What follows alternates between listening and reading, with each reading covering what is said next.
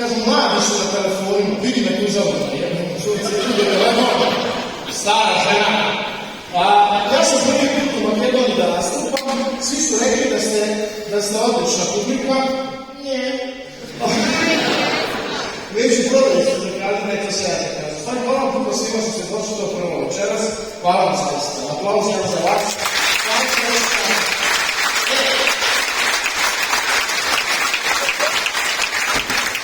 Znao sam da se najavim neko, rekao sam nisam, pa sad pokocio i nisam. Ali nema veze.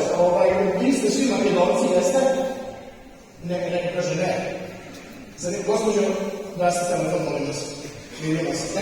Inače, znate, ja sam nastupao po svakakvim Vukojedinama. Inače, moja turneja ide ovako.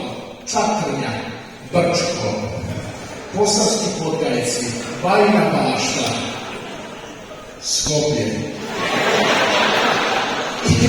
I svuda mi nastupam, znam nastupam po raznim mjestima i onda svima kažem, kad nije pozorište, ne mogu baš reći da nečečkaju po telefonu, ako neko mora nešto obaviti, gospodin, tako kako to ide, ja kažem, ustanite, izađite, da se nikad ne vratili, ali malo govorim da ne morate gledati s telefon, ne, imamo gospodin, ne morate gledati s telefon, ne, stavite ga na vibraciju, sjedite na njega, i svi ćemo uživati.